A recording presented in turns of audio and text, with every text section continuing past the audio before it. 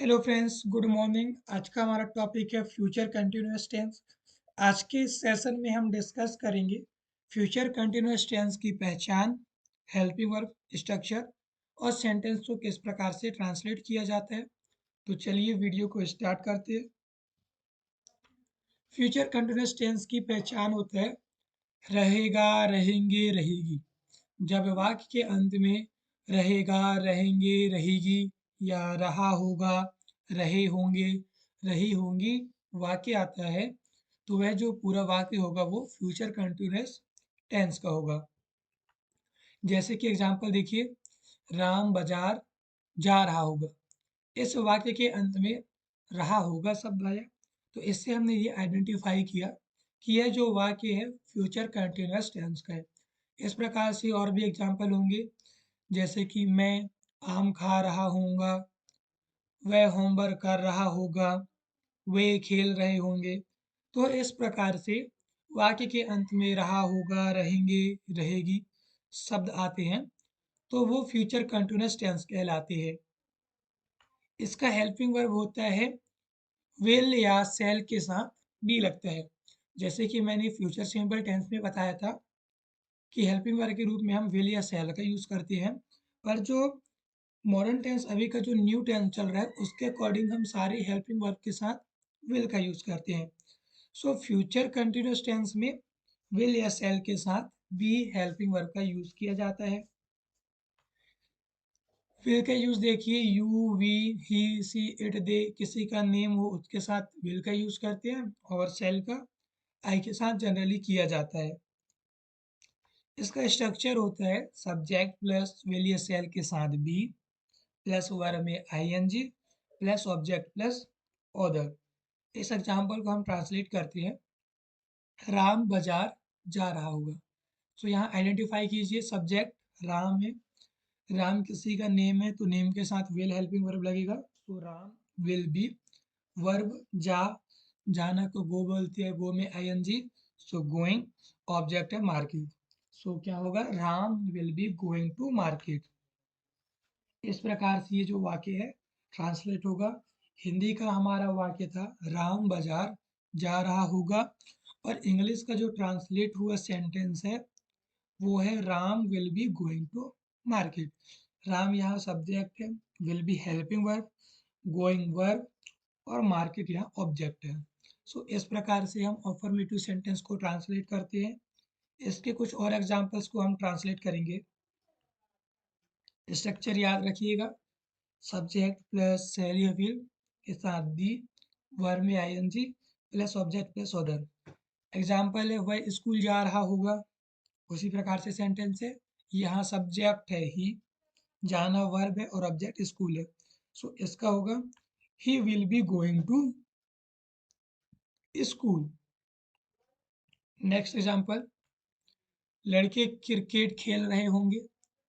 लड़के यहाँ सब्जेक्ट हैं, खेलना वर्ब है और ऑब्जेक्ट क्रिकेट है। सो लड़कों को बॉयज़ बोलते हैं, बॉयज़ के साथ विल बी हेल्पिंग वर्ब लगेगा। वर्ब प्ले है, प्ले में आईएनजी लगेगा तो प्लेइंग, एंड ऑब्जेक्ट है क्रिकेट। सो पूरा सेंटेंस हुआ boys will be playing cricket. मेरा भाई गाना गा रहा होगा। सो मेरा भाई यहाँ सब्जेक्ट है, गाना गाना वर्ब है एंड ऑब्जेक्ट है जो वो गा रहा है। सो सेंटेंस क्या होगा इसका, माई brother will be singing song.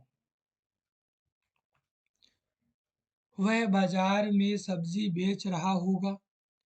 वह सब्जेक्ट है, बेचना वर्ब है, ऑब्जेक्ट यहाँ सब्जी है एंड अदर यहाँ बाजार कहलाएगा, क्योंकि वर्ब के बाद जो दूसरा सेंटेंस आता है वो होता है ऑब्जेक्ट, ऑब्जेक्ट के बाद जो रेस्ट ऑफ सेंटेंस बच जाते हैं वो कहलाते हैं अदर। सो इसका क्या होगा, he will B selling vegetables in the market. क्या बना इसका, ही will B selling vegetables in the market. इस प्रकार से ये जो वाक्य ट्रांसलेट होगा। नेक्स्ट एग्जाम्पल, चपरासी स्कूल में घंटी बजा रहा होगा। सो चपरासी यहाँ सब्जेक्ट है, घंटी बजाना को रिंग बोलते हैं जो यहाँ वर्ब है, एंड घंटी जो है यहाँ ऑब्जेक्ट है, एंड अदर आ जाएगा स्कूल में। तो जो अभी हमने सेंटेंस बनाया था उसी के अकॉर्डिंग ये भी ट्रांसलेट होगा। सो चपरासी को प्यून बोलते हैं, प्यून के साथ विल भी हेल्पिंग वर्ब लगेगा। बजाना को रिंगिंग बोलेंगे, रिंग में आईएनजी लग गया तो रिंगिंग। ऑब्जेक्ट घंटी है तो घंटी को वेल। अदर क्या है? स्कूल, तो इन द स्कूल। तो टोटल जो सेंटेंस बनेगा वो क्या होगा? Peon will be ringing the bell in the school. इस प्रकार से ऑफर्मेटिव सेंटेंस को ट्रांसलेट किया जाता है। इन्हीं सेंटेंस को हम निगेटिव सेंटेंस में ट्रांसलेट करेंगे। निगेटिव मीन्स जैसे कि मैंने बताया नकारात्मक वाक्य, जो कि सेंटेंस में अगर नहीं शब्द आता है तो उससे हम आइडेंटिफाई करते हैं कि यह जो वाक्य है निगेटिव सेंटेंस है। इसका स्ट्रक्चर सब्जेक्ट प्लस विल या सेल के साथ जो है नॉट देन बी का यूज करते हैं, प्लस वर्ब में I N G plus object plus other. इसके कुछ एग्जांपल्स को ट्रांसलेट करते हैं। वह स्कूल नहीं जा रहा होगा। देखिए नहीं शब्द आया, इससे आइडेंटिफाई कर लिए कि ये जो सेंटेंस है फ्यूचर कंटिन्यूअस टेंस का निगेटिव सेंटेंस है। सो इसमें हेल्पिंग वर्ब विल बी के बीच में क्या लगेगा? नॉट का यूज करेंगे। सो क्या होगा इसका sentence? He will not be going to school. बहुत ईजी है ना। सिंपली हेल्पिंग वर्ब के बाद जो है हमें नॉट का यूज करना है। नेक्स्ट, लड़के क्रिकेट नहीं खेल रहे होंगे। Boys will not be playing cricket. मेरा भाई गाना नहीं गा रहा होगा। My brother will not be singing song. वह बाजार में सब्जी नहीं बेच रहा होगा। He will not be selling vegetables in the market. चपरासी स्कूल में घंटी नहीं बजा रहा होगा। Peon will not be ringing the bell in the school. So इस प्रकार से नेगेटिव सेंटेंस को हम with the help of structure translate करते हैं, जिसमें हमें सिंपली हेल्पिंग वर्ब के बीच में नॉट का यूज करना होता है। तो जैसे ही हम सेंटेंस में नॉट का यूज करते हैं हेल्पिंग वर्ब के बाद, तो वह पूरा सेंटेंस नेगेटिव सेंटेंस कहलाने लगता है। नेक्स्ट आता है इंट्रोगेटिव सेंटेंस।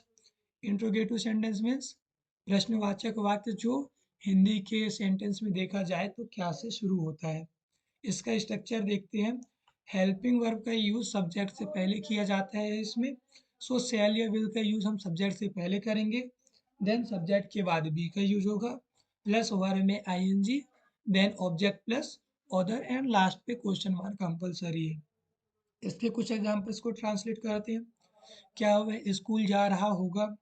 इंट्रोगेटिव सेंटेंस है। सब्जेक्ट वह है, वह को ही बोलते हैं। सो ही के साथ विल हेल्पिंग वर्ब लगेगा।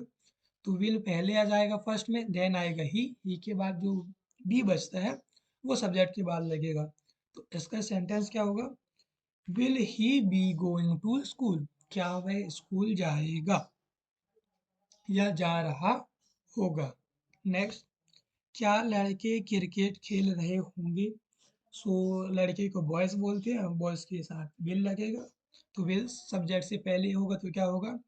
Will boys B playing cricket.